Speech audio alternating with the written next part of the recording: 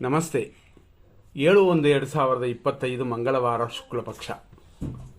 ಇವತ್ತು ಅಷ್ಟಮಿ ಮತ್ತು ನವಮಿ ಇದೆ. ಅಷ್ಟಮಿ ಸಂಜೆ 4:27 ಅದಾದ ನಂತರ ನವಮಿ ಬರುತ್ತದೆ. ಇವತ್ತಿನ ನಕ್ಷತ್ರ ರೇವತಿ. ಇವತ್ತಿನ ದಿನ ರೇವತಿ ನಕ್ಷತ್ರ ಸಂಜೆ 5:50 ಅಲ್ಲಿಯವರೆಗೂ ಸಿದ್ಧಿಯೂ ಶುಭವೂ ಉಂಟು. ಆದರೂ ಅಷ್ಟಮಿ ನವಮಿಯಲ್ಲಿ ಮುಹೂರ್ತ ಕಾರ್ಯಗಳಿಲ್ಲ. ಅದು ಅಲ್ಲದೆ ಧನುರ್ಮಾಸ ನಿಮಗೆಲ್ಲ ಗೊತ್ತಿರುವಂಥದ್ದೇ.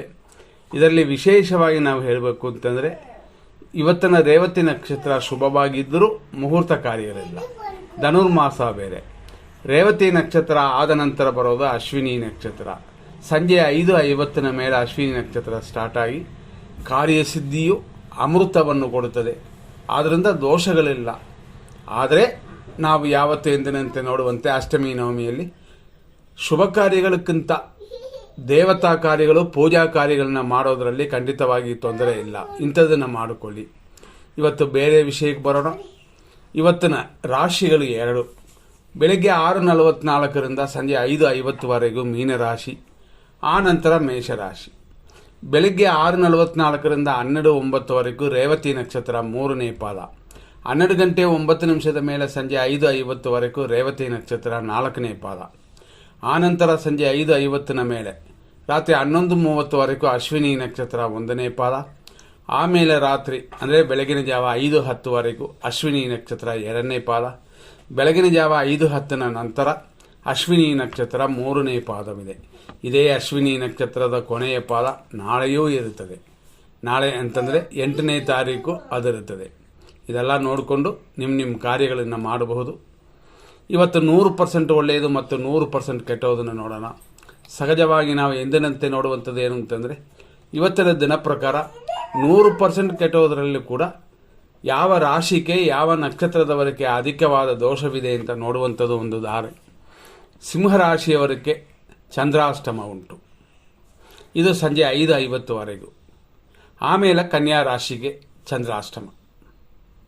ಇವತ್ತು ಬೆಳಿಗ್ಗೆ 9:01 9:46 ದುರ್ಮುಹೂರ್ತ. 9:35 11:01 ಯಮಕಂಡ ಕಾಲ. ಹಂಗಾಗಿ 9:46 ದುರ್ಮುಹೂರ್ತ ಇನ್ನೂ ಮುಗುದಿಲ್ಲ. ಅಷ್ಟರಲ್ಲೇ ಯಮಕಂಡ ಕಾಲವು ಸ್ಟಾರ್ಟ್ ಆಗಿರುತ್ತದೆ. ಆದ್ದರಿಂದಾಗಿ 9:30 9:04 ಅಂದರೆ 9:46 ಅಧಿಕವಾದ ದೋಷವನ್ನು ಕೊಡುತ್ತದೆ. ಇವತ್ತಿನ ರಾಹುಕಾಲ ಮಧ್ಯಾಹ್ನ 3:17 ಸಂಜೆ 4:43.